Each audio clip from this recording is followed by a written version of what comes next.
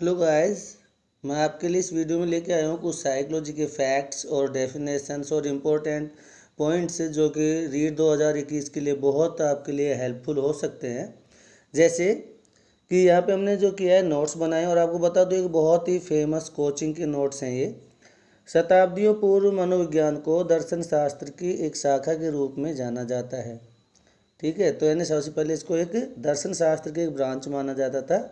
मनोविज्ञान को स्वतंत्र विषय बनाने के लिए इसे परिभाषित करना शुरू किया गया। भाई साइकोलॉजी का अलग से सब्जेक्ट हो, इसलिए इसकी डेफिनेशंस देना शुरू हुई। तो साइकोलॉजी जो है लैटिन लैंग्वेज के साइको और लॉगस से बनी है। साइको मीन्स आत्मा का और लॉगस मीन्स होता है स्टडी, अध्ययन।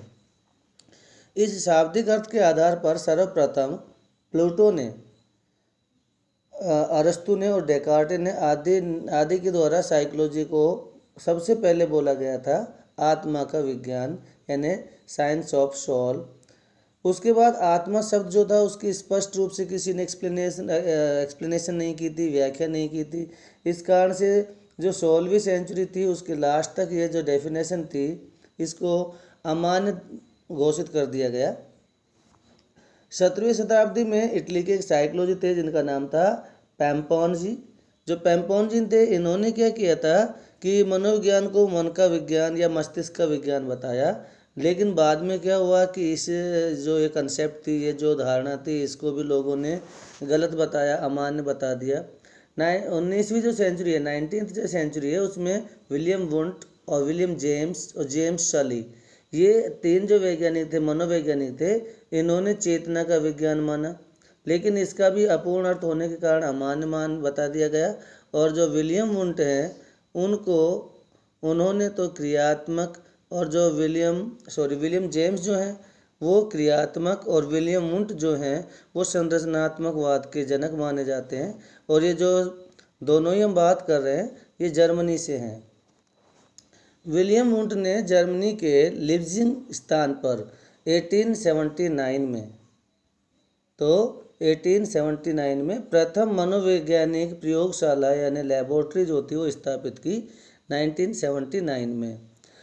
और जो विलियम वुंट हैं उनको प्रयोगात्मक मनोवैज्ञानिक या मनोविज्ञान का जनक भी कहा जाता है।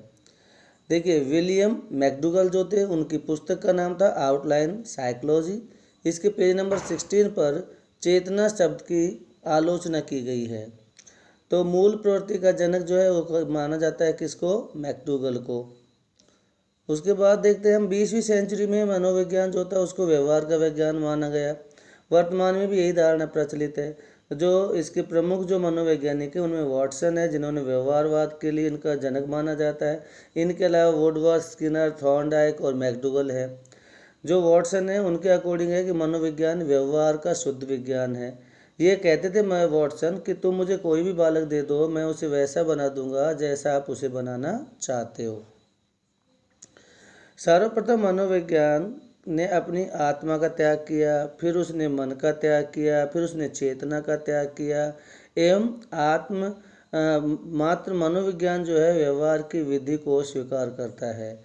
ये कहता है वुडवर्थ।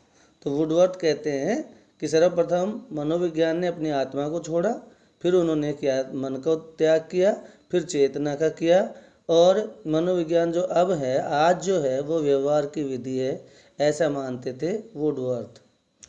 उसके बाद हम कुछ ब्रांचेज देखेंगे साइकोलॉजी की यानी शाखाएं, जैसे सामान्य मनोविज्ञान, तुलनात्मक मनोविज्ञान, समाज मनोविज्ञान, बाल मनोविज्ञान, बाल विकास भी इसी में आता है, प्रौढ़ मनोविज्ञान, निदानात्मक या उपचारात्मक मनोविज्ञान, या आधुनिक शाखा जो इसकी है क्लिनिकल। उसके बाद है आप देख सकते हैं इसमें कि प्रयोगात्मक मनोविज्ञान है, औद्योगिक मनोविज्ञान है, किशोर मनोविज्ञान है, विकासात्मक मनोविज्ञान है, पशु मनोविज्ञान है और शिक्षा मनोविज्ञान। अब शिक्षा जो मनोविज्ञान है वो देखिए, मनोविज्ञान की शाखा के रूप में शिक्षा मनोविज्ञान की उत्पत्ति 1900 ईस्वी में मानी जाती है। बाद में थॉर्नडाइक, जॉर्ज टर्मन आदि के प्रयासों से 1920 में शिक्षा मनोविज्ञान को एक स्पष्ट स्वरूप प्राप्त हुआ। थॉर्नडाइक जो थे प्रथम शैक्षिक मनोवैज्ञानिक माने जाते हैं, यानी थॉर्नडाइक को फर्स्ट शैक्षिक मनोवैज्ञानिक माना जाता है। तो ये हमें ध्यान रखना है। उसके बाद में जो रूसो हैं उन्होंने शिक्षा जो मनोविज्ञान है यानी शिक्षा में मनोवैज्ञानिक दृष्टिकोण जो है उसको स्टार्टिंग की शुरुआत की रूसो ने। एजुकेशन एक लैटिन वर्ड है। जो एजुकेशन है वो एजुकेटम से बना है और एजुकेटम का मतलब होता है अंदर से एजु का, और जो आपका ड्यूस है उसका मतलब होता है बाहर निकलना। तो शिक्षा जो है बालक की अंतर्निहित योग्यताओं को बाहर निकालने और उसके व्यवहार में परिवर्तन या परिमार्जन यानी सुधार करती है, ये शिक्षा होती है। उसके बाद है एजुकेशन लैटिन के दो शब्दों से मिला। एजुकेयर मीनिंग आगे बढ़ना या बाहर निकालना या विकास करना, ठीक है, इनसे माना जाता है। मानव व्यवहार का अध्ययन कर उसमें परिवर्तन या परिमार्जन करना ही शिक्षा मनोविज्ञान है। यानी कि मनुष्य का जो व्यवहार है उसको हम स्टडी करें और उसमें फिर हम जो चेंजेस जो है वो करवा पाते हैं, वही हमारी साइकोलॉजी होती है, शिक्षा मनोविज्ञान होता है। शिक्षण उद्देश्यों का निर्धारण शिक्षा दर्शन की सहायता से ही किया जाता है तथा मनोविज्ञान यह जानने का प्रयास करती है कि शिक्षा उद्देश्यों की प्राप्ति हुई या नहीं हुई। शिक्षा मनोविज्ञान की प्रकृति देखिए, शिक्षा मनोविज्ञान की प्रकृति वैज्ञानिक है। किसी भी वैज्ञानिक पद्धति में हम उसका अध्ययन करते हैं जिसका निरीक्षण किया जा सके। अतः शिक्षा मनोविज्ञान व्यवहार का अध्ययन करता है जिसका भी निरीक्षण किया जा सकता है। शिक्षा मनोविज्ञान व्यक्ति के व्यवहारात्मक पक्ष को शैक्षणिक परिस्थितियों में अध्ययन करता है। शिक्षा मनोविज्ञान व्यक्ति के व्यवहार का वैज्ञानिक अध्ययन करता है। शिक्षा मनोविज्ञान एक सकारात्मक यानी विधायी विज्ञान है जो कि शिक्षा में कब, कहाँ, कैसे के उत्तर जो होते हैं उन पर हमारा ध्यान केंद्रित करती है। एजुकेशन साइकोलॉजी यानी कि आपकी एजुकेशन जो साइकोलॉजी है वो अतीत की अपेक्षा यानी पास्ट की अपेक्षा जो प्रेजेंट है उसकी घटनाओं में क्या और क्यों से संबंधित होता है। इसमें नियमों एवं सिद्धांतों का प्रयोग किया जाता है। इसके सिद्धांत सार्वभौमिक होते हैं।